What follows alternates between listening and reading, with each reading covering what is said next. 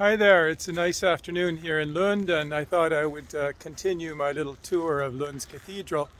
I'm I'm starting out here in front of the main chancellery, the main chancellery of Lund University, which was inaugurated by Queen Caroline several centuries ago. I don't remember the date, but it's quite an impressive, pompous building. And the main target today, as you see coming into view in the background, is the cathedral, Domkyrkan, with the twin towers with the pyramidal roofs on top, which are visible for many miles around, since where we're standing now is an esker, a large ridge formed by one of the main moraine features from the Ice Age, which covered this area about 10,000 years ago. So we'll be continuing just down the hill there. We're quite proud of these traditionally gas-lit, but now fully restored as electrical lampposts. It took several years to restore them a few years ago, but they're quite beautiful now and fully restored. You can see the commemoration by Carolina, Regia Academia Carolina, and the restored clocks and barometer up there. No expense spared, of course. This is rated as Sweden's top university at the moment, so there's a lot of local pride here.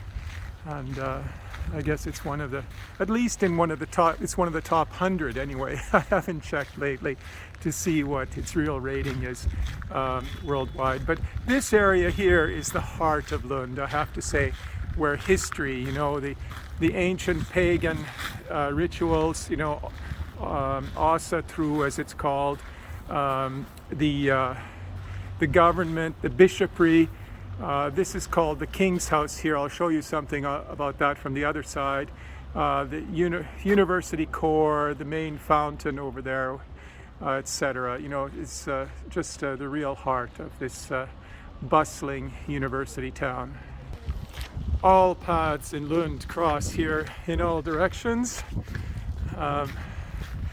Students coming and going, faculty, businessmen, workers, everybody down towards the main center, the old core. And of course, as you get further and further out, it gets more and more modern and more space age and futuristic, what with all the huge nuclear physics, quantum physics instruments outside of town being built and coming into operation soon. And here's Lund's own leaning tower. It's difficult to see with my optics here, the actual leaning, but it really does lean outward, and it's not such a well-known feature of Lund.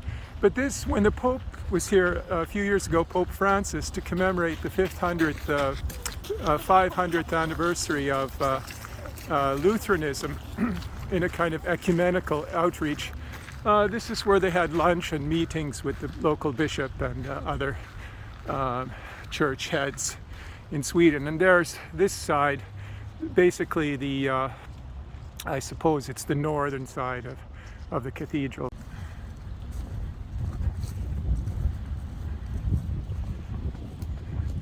As I explained in an earlier video, this sort of blackish tonality of the building, it's a scorched look which comes from a fire, I guess somewhere between 150 and 200 years ago, that razed the church, and it was then patiently rebuilt.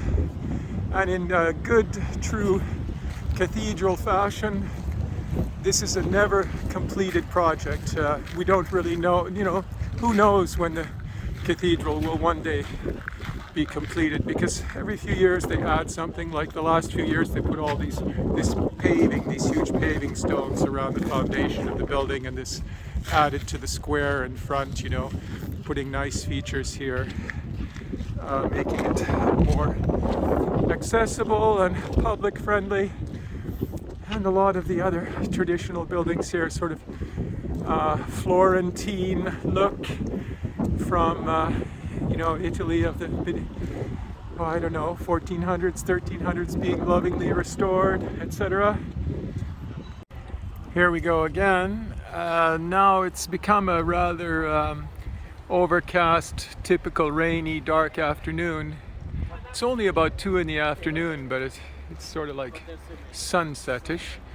And along the square there, which was completely, it was the actual square here was constructed only about 4 or 5 years ago. There used to be a sort of wild brushland here, but along the wall for ages there's been the benches that you can see along there, and that's one of the places that even this time of year, as soon as there's a bit of sunshine, people congregate there and just love to sit out in the sun because it's south facing, so it's a natural place. And the little brown building over there, the brick building, is called Liberiet, and it's been here for I don't know how long, but it's still very old too, and it's recently undergone about a 3-year renovation, and it's used mostly as a pilgrim reception center. And that's a bit of a secret here in Lund, because as I've told you before, the cathedral here in Lund is on the official medieval long distance route from Trondheim in Norway, and the cathedral there, all the way down or across Norway into Sweden and down through Sweden. Here we have Christmas tree sales, and pilgrims, coming through, and still do come through, doing the long distance route all the way down to Rome and Santiago, and even Lourdes too in France. These long distance routes, which I think of as the sort of motorways of the Middle Ages, the equivalent of the Europa highways we have today, crisscrossing Europe and with their various facilities in the medieval context along the way. But it's still a bit too light to be able to see the lighting through the stained glass windows inside, but it's very beautiful. And as I said before, this whole square here was created and finished a few years ago as part of the ongoing construction of the area around and in the cathedral. And so here we go. This building over here goes through and behind. They've joined several of the older buildings and created a kind of meeting center, a kind of social center, and auditoriums and such, with of course the focus of this major window.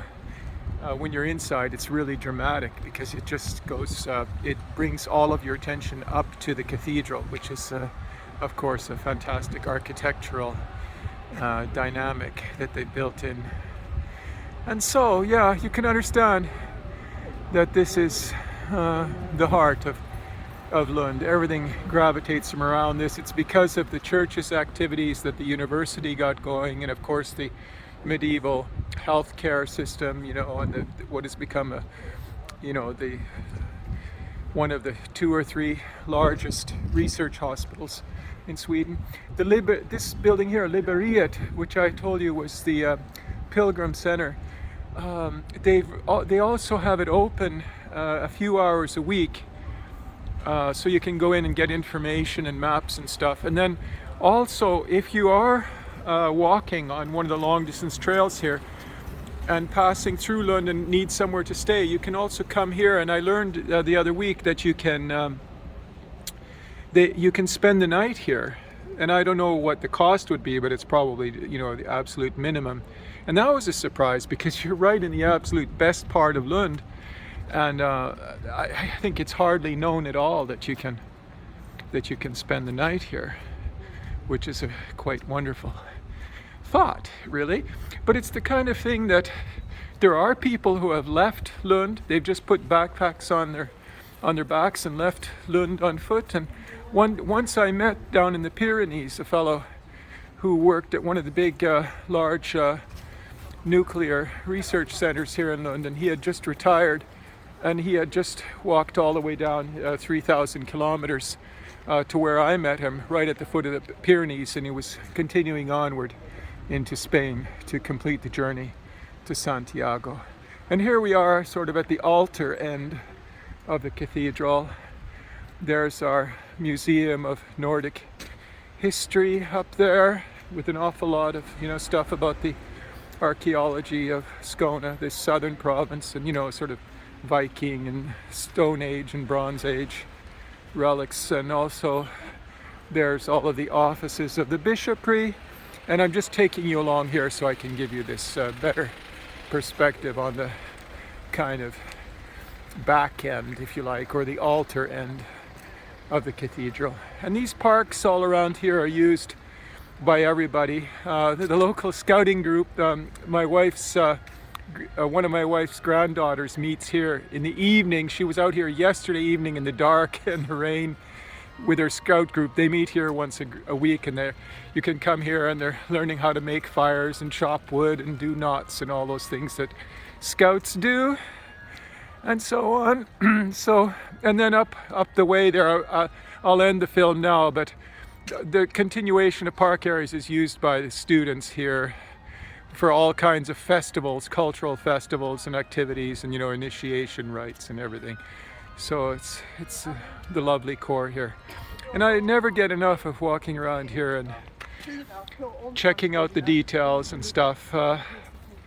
Let's see, there's, you know, such tradition here, as I guess you have in a lot of other European university towns, but you know, where the university and the town are kind of integrated into each other. But you can be walking along and suddenly, you know, you see all these cobblestones, and then right here, for example, there, you know, some society here has marked the site of a statue, you know, Intighet, statyn rest av Uarda Akademin. You know, that this is a kind of, it's, you know, this is a certificate or witnessing that the statue that used to be here was raised by the Uarda Akademin. I don't know what Uarda stands for, but in 1984. And anyways, typical of what you can find on the cobblestones around here, etc. So that's that for now. The historical museum. There we go, a last look around. As you can see, I can't get enough of it. But okay, I'll stop now. And thank you for staying with me this long. It's been a pleasure.